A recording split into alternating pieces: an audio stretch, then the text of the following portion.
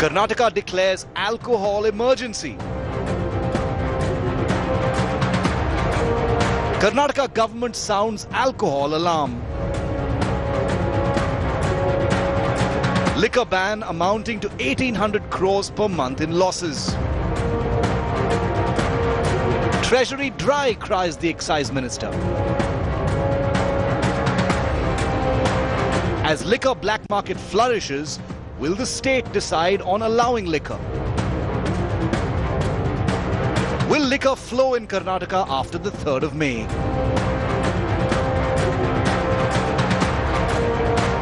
Will Bengaluru's bars bounce back? And the call to let liquor flow once again is not just in Karnataka, but in states right across the country. From Karnataka to all of those other states, I'm going to give you a national picture on the demand that liquor be allowed to be sold once again so that the states can make the money and not incur these huge losses that they have continued to be under the lockdown. I'm Shiv Arur. Thanks so much for tuning in to 5 Live. Now, you remember how it began as just a whisper of a suggestion, a conspiracy theory that the coronavirus didn't come from a wet market in China, but from a bioweaponry lab in Wuhan in that country. That was only a conspiracy theory. Now it's become a full-fledged probe by the United States. And now in this India Today exclusive, you're going to see how the Modi government's National Security Council has also launched an internal probe into the origins of the coronavirus, which means Indian experts and scientists could potentially find the truth and embarrass China in front of the world.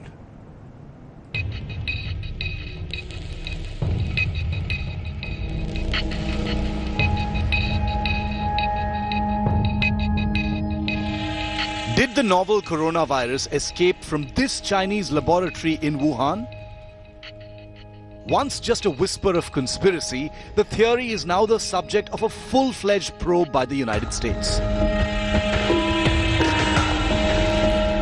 And now, in an explosive new development, India Today has learned that India's very own national security setup has started a comprehensive internal assessment of the origin of the novel coronavirus. And the assessment very much includes the possibility that the virus escaped from a Chinese laboratory in Wuhan. India launched its assessment of COVID-19 in March, well ahead of the Trump administration's decision to launch a full-fledged hunt for viral origins. The Indian assessment covers all aspects, including viral origins, and is going with 3 possibilities. Other than a natural infection, the possibilities being looked at are a biological warfare experiment and a vaccine experiment gone wrong. With India publicly junking Chinese rapid test kits, relations are already delicate. Whether India's viral origin assessment expands into a full-fledged probe is unclear at this time. The diplomatic fallout of such probes is already quaking through the region, though. China and Australia are locked in an ugly diplomatic collision after Australia has not only called for Chinese transparency in the origins of coronavirus, but also an independent probe. Well, I think such an inquiry is important, and we can respectfully have a difference of view from that's been put by China. The virus began in China, in Wuhan. That's, I think, well understood. It's important for public health globally that there is a transparency in the way that you can get access to this important information early. So it's not pursued as an issue of criticism. It's pursued as an issue of importance for public health. The so-called independent investigation proposed by Australia is virtually political manipulation, which is unpopular and disrupts international cooperation in the epidemic prevention. At this critical moment, it is quite irresponsible to make unfounded, suspicious and unwarranted accusations for political purpose.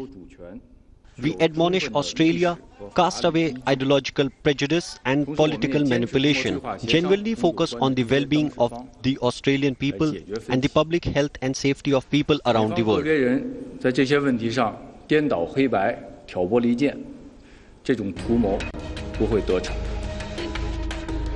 The China-Australia face-off is being monitored very closely by India. While the Modi government has so far focused on containing the spread, could India's strategic interests look to corner China on an issue that has bled the world?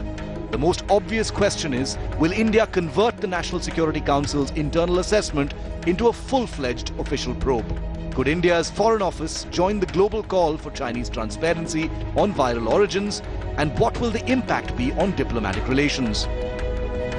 With the world's gaze now fixed on this virology lab in Wuhan, the question is, can an increasingly isolated China be forced to stop covering up and speak the truth? Bureau Report, India Today.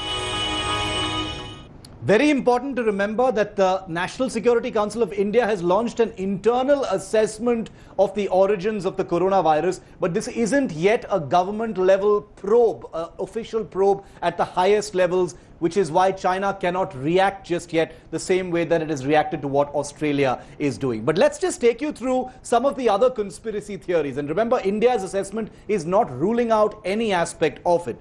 One of the possibilities is, and this is something that has gained traction, is a bioweapon created artificially by China. Now, this particular theory has been debunked by most experts. They don't believe that this is an artificial, infectious agent, but an actual virus from nature.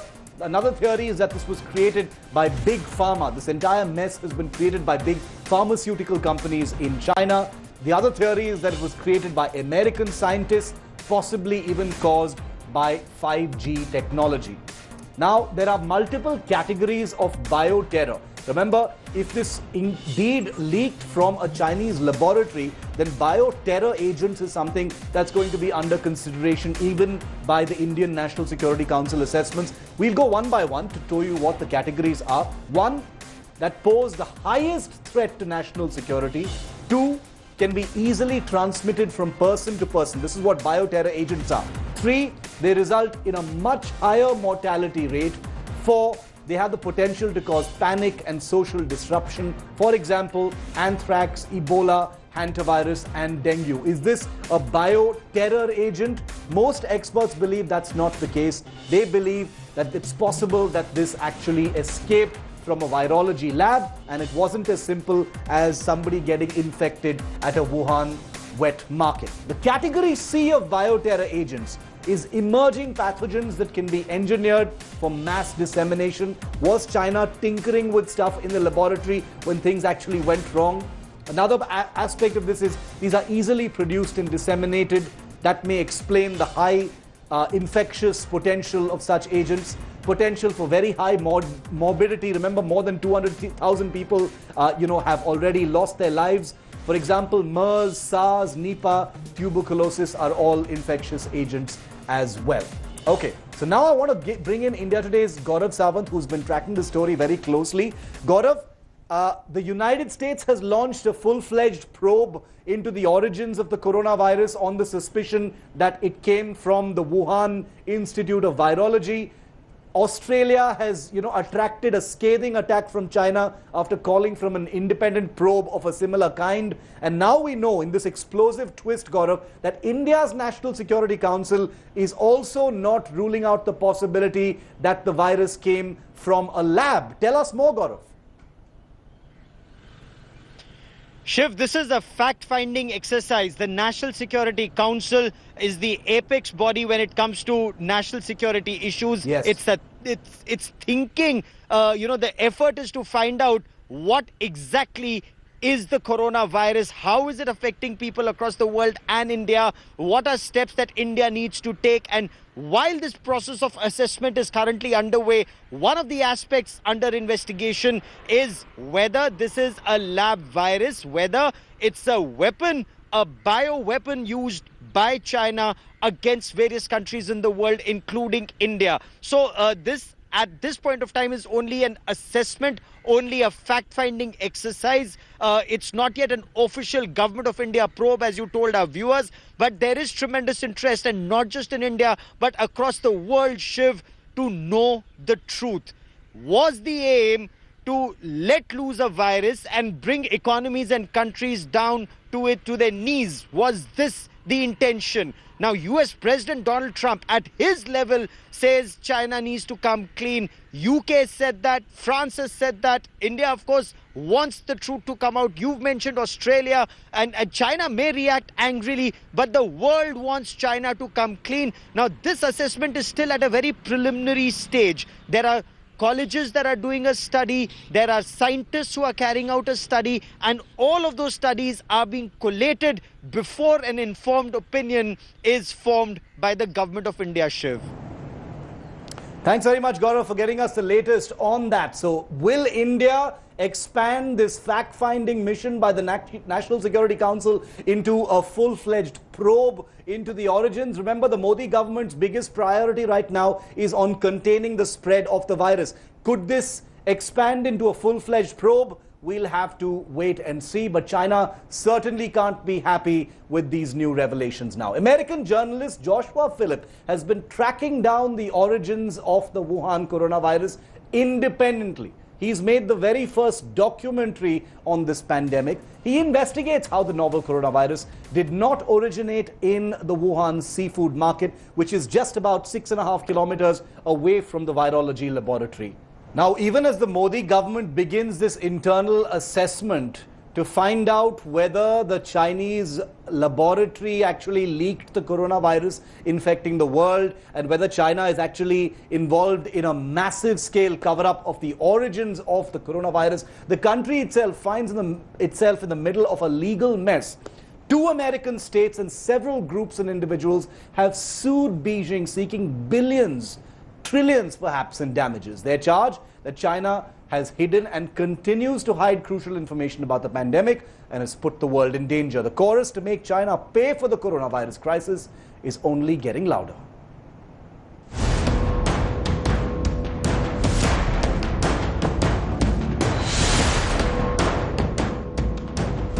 More than 30 lakh coronavirus cases across the world. Global death toll exceeding 210,000.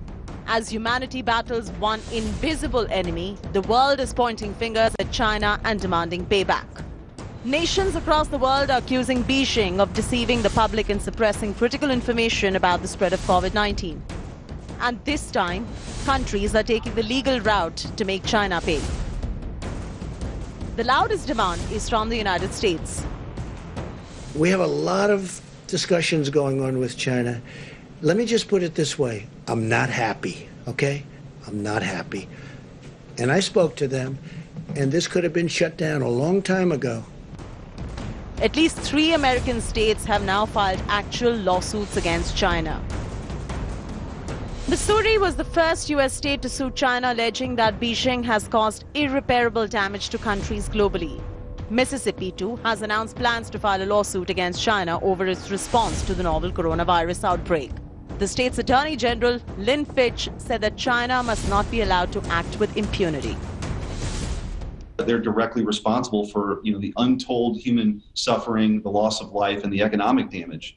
And so we brought suit against the Chinese government for their role in concealing the coronavirus. They were destroying evidence, silencing critics, silencing whistleblowers. This is all about getting to the truth and making sure that they're held accountable.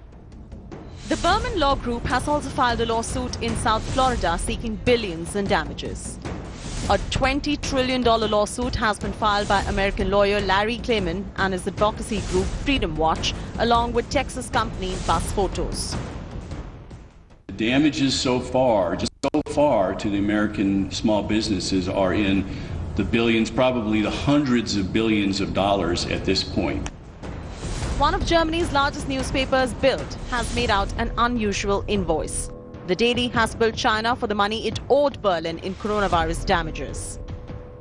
Bild has drawn up an itemized invoice with €27 billion charge for lost tourism revenue between March and April, up to $7.2 billion for the German film industry, €1 million an hour for German airline Lufthansa, and $50 billion for German small businesses.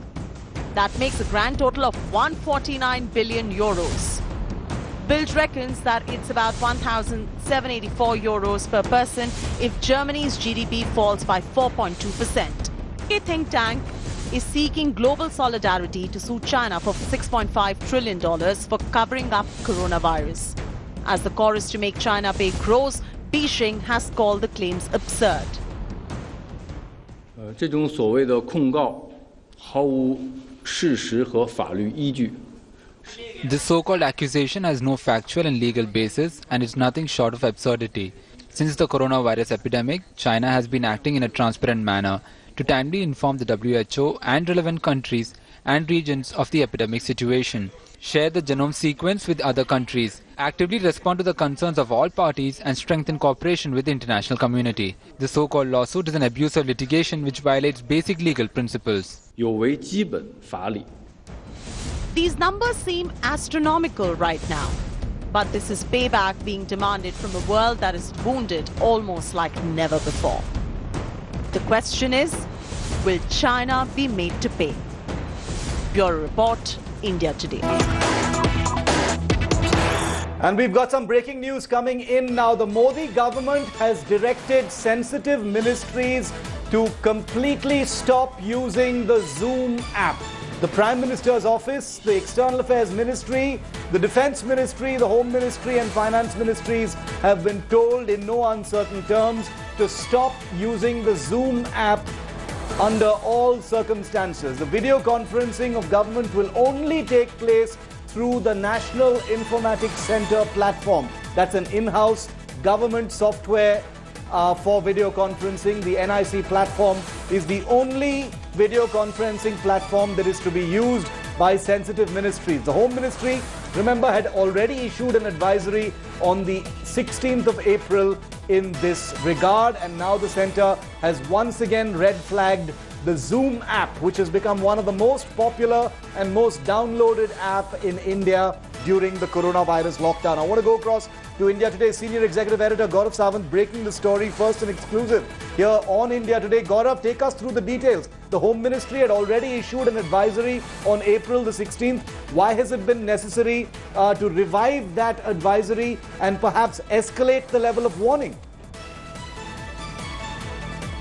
Shiv, sensitive government ministries have been cautioned. They've been advised to avoid using Zoom under all circumstances, and in government to government interaction rely only on the NIC platform because of encryption, because of secrecy of data and conversation. There are, according to some reports, major encryption issues with the Zoom app. So government, while interacting with civilians outside, as one of my sources told me, it may have to use Zoom app when it's, for example, interacting with journalists in some instances, or outsiders in some instances where they're coordinating between civil and government. But within the government, they have to stay on the NIC platform. The same goes for Ministry of Home Affairs. In its interaction with police forces or with state forces, they are to stay on the National Informatics Center or on NIC because of encryption issues with Zoom.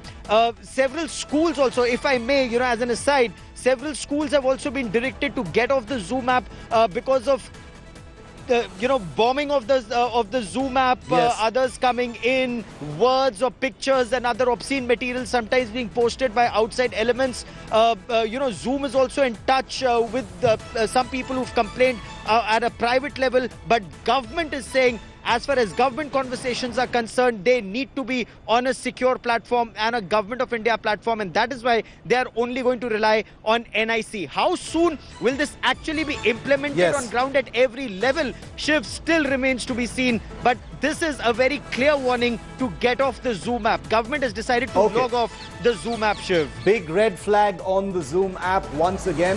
Gaurav breaking that story here. More details will be brought to you in just a short moment. Okay, breaking news coming in. If you are a Class 10 or Class 12 CBSE student in the country waiting to hear about your board exams, we've got some clarity for you courtesy the CBSE itself. The CBSE Secretary Anurag Tripathi has confirmed to India Today that there will be no further examinations for Class 10, the pending subjects of the Class 10 board exams. The results of the examinations that have already happened will be out. The CBSE will consider examinations for the pending Class 12 board exams. It will take that decision. It will take 1 to 2 months to give final results.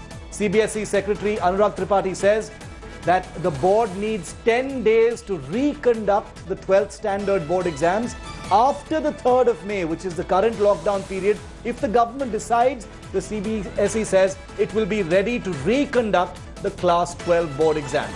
The CBSE has requested children not to panic and has requested parents to keep very, very calm. Pooja Shali live with us. She just conducted that exclusive interaction with the CBSE's Anurag Tripathi. Pooja, just break it down once again for us. Students from across the country tuning in at this time, you've just gotten the first clarity from the CBSE's leadership on what next for CBSE Class 10 and Class 12 students, Pooja. That's right, Shiv. Much needed clarifications coming in from the CBSE 1. Class 10th examinations of pending subjects will not be conducted. That is it for the 10th standard. If the student is in 10th, the ones that have given the exams, based on that, evaluation will be done and results will be then given out. For 12th, however, because there are competitive examinations, whether medical, engineering or abroad as well, there will be some subjects that were pending, and if they are part of the mains, their examination is likely to be conducted. However, if the subjects are very small or of negligent capacity of students, there will be rethinking on that. So for 10th, there is absolutely no further examination. For 12th, there will be a re-examination, but only when the situation is normal.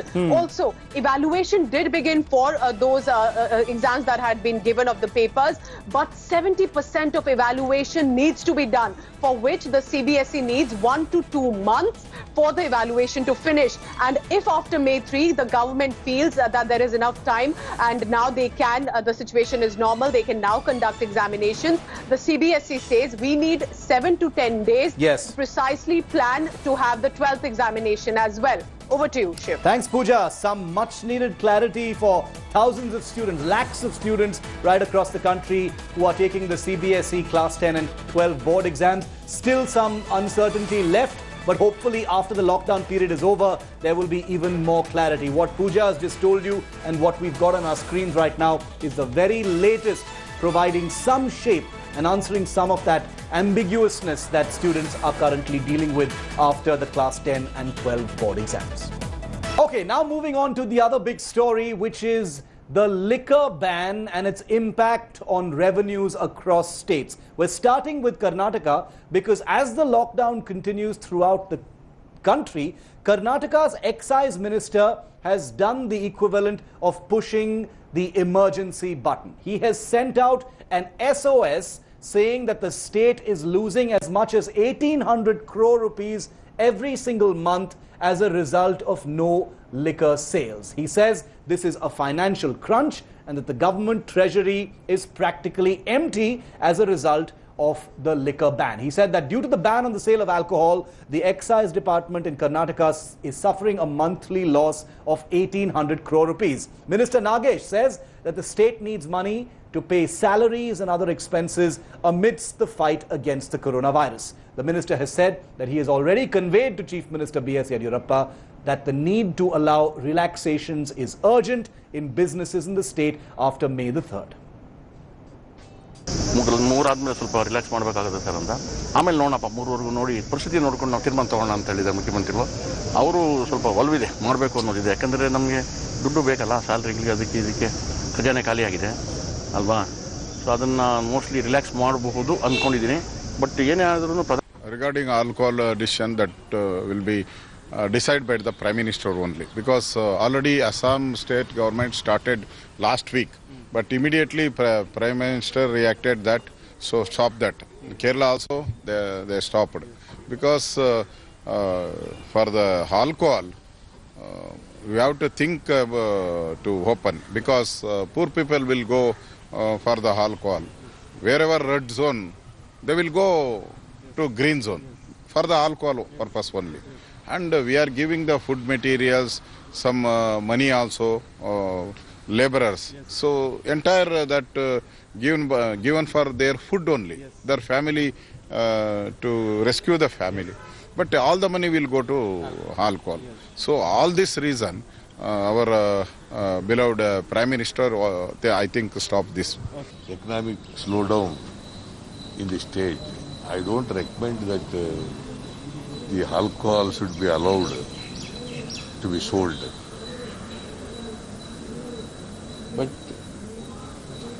wherever there are green districts are there they can, with certain restrictions, they can open, I think, that they can do.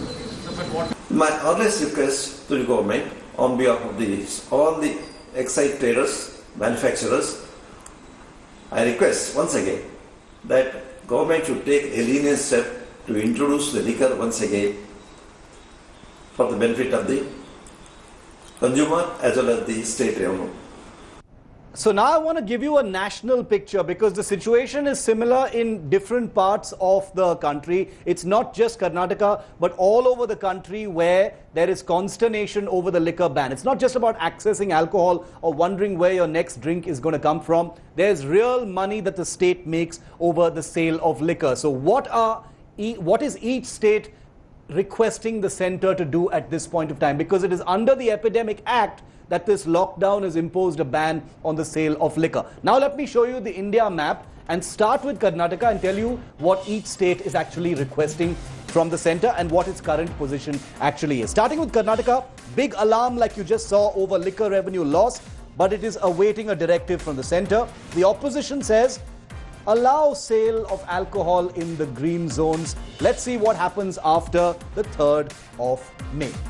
Moving on to Maharashtra, no liquor sale. It has been decided by the government that there will be no liquor sale before any stricter rules of social distancing are not formulated. The government is currently formulating those stricter rules which may be coming into effect post the 3rd of May. Limited liquor sale may start after May the 3rd. That's not certain, though it's possible.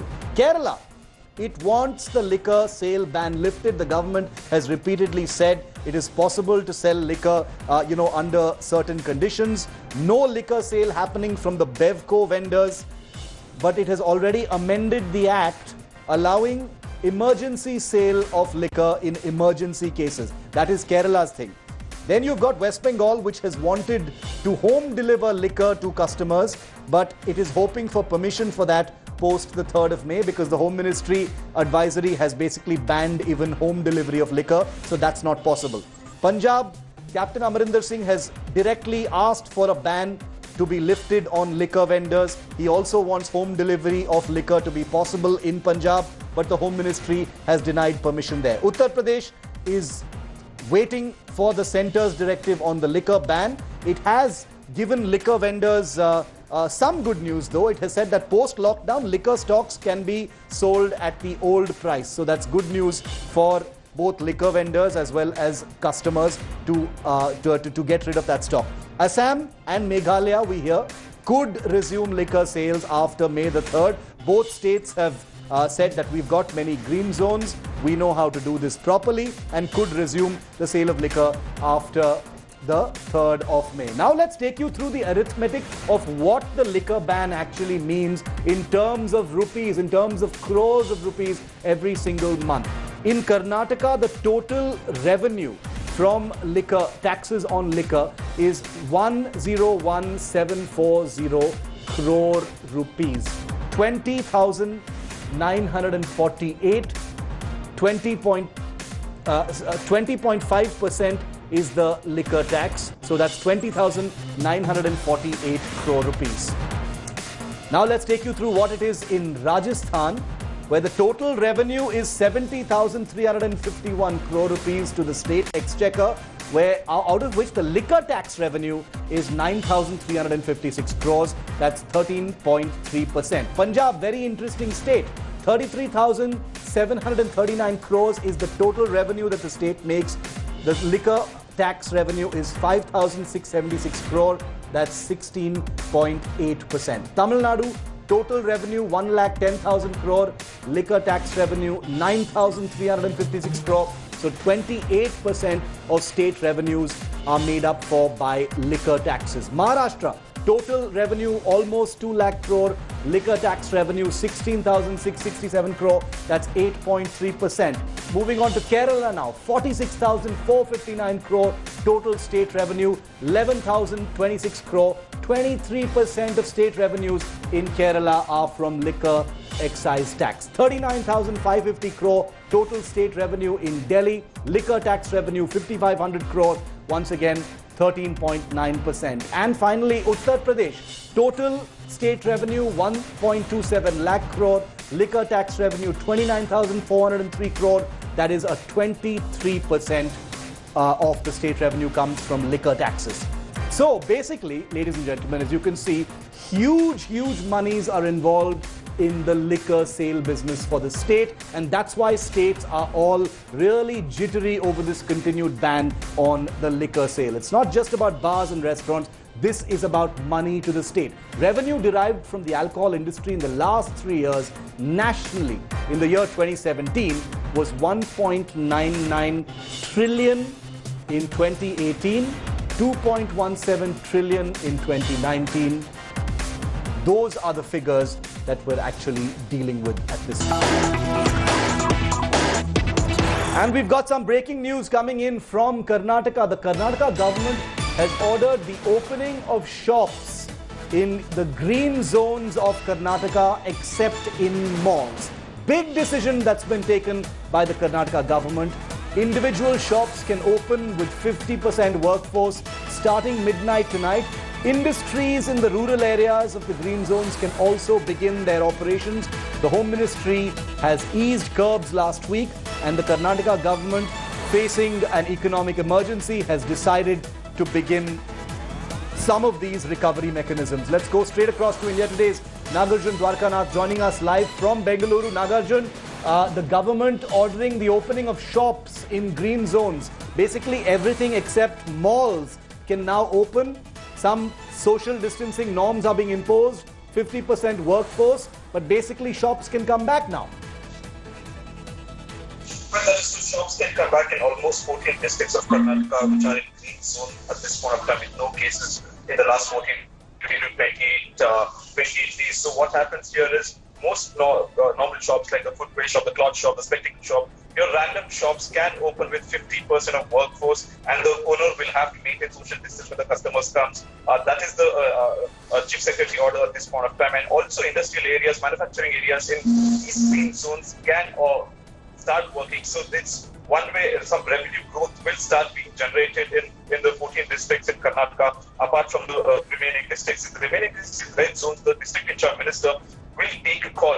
What the government is considering at this point of time is they'll have to look into taluk per se and not more than district. So in Gulbarga taluk, for example, there's only two taluks which are in red zone, the remaining are in green. Okay. So instead of considering district-wise, in the further days they will consider taluk-wise and ease down the lockdown. Okay, Nagarjun, thank you very much for that. Some good news as far as economic activity in Karnataka is concerned. Long way to go, small steps, but some good news, and we'll continue to report that. And this is a technology story from Karnataka, ladies and gentlemen, that I've been wanting to bring you all day. Remember, there are many hotspots, there are many red zones, and it's risky for healthcare workers to access those red zones because of the contagion and the infectious nature of the coronavirus. Well, there are a couple of companies that are now under evaluation by the Karnataka government where quadcopter drones will be used to deliver vital medicines to people in those red zones and hotspots. The Karnataka government could very soon clear the use of the drones you see in this report by Nolan Pinto.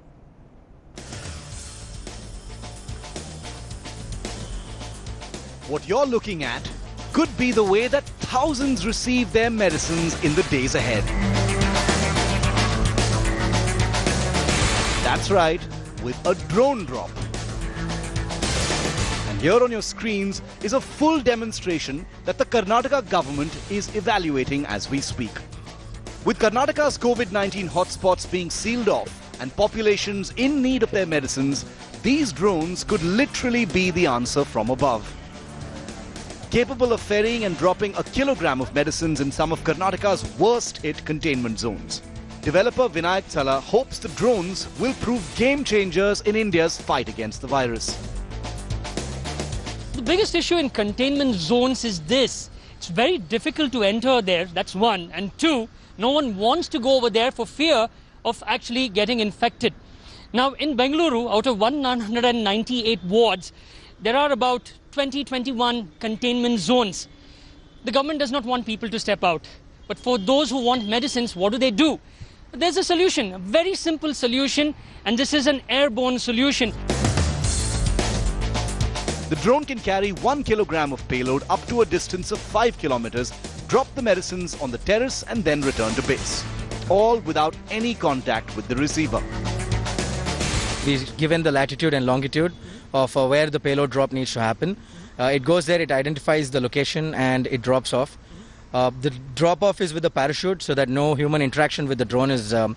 Okay. So what exactly we are doing is we take off from our base with all the medicines based on whatever the requirement call we get in. We fly to about 60-meter altitude, make a 5-kilometer short run, drop down to about 20-meter altitude and then drop the payload off. So there's no human interaction at all. So how does this precision delivery work? Can you explain to us what's happening? It's reached the point on 60-meter altitude. It's dropping down altitude to 20 meters. That's when the payload is going to be dropped off with a parachute. And then it's going to climb back to 60 meters and return back to home. Whoa, marvelous. Absolutely fantastic.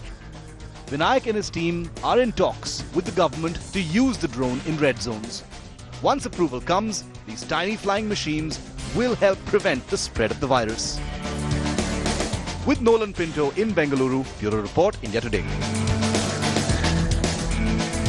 A really heartwarming story from the suburbs of Chandigarh. Remember, there are lots of senior citizens, many retired military officers who live there. There was one such Colonel Saab, a retired senior citizen who lives alone in Panchkula. It happened to be his birthday today. Well, the police in Panchkula didn't let him celebrate alone. Take a look at these pictures. Enjoy.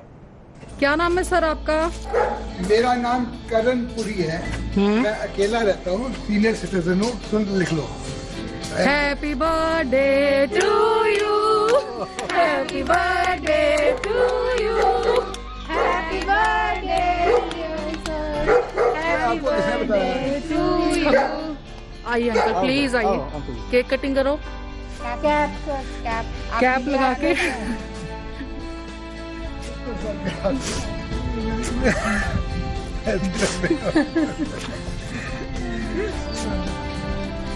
Happy birthday to you. Happy birthday to you. Happy birthday dear uncle.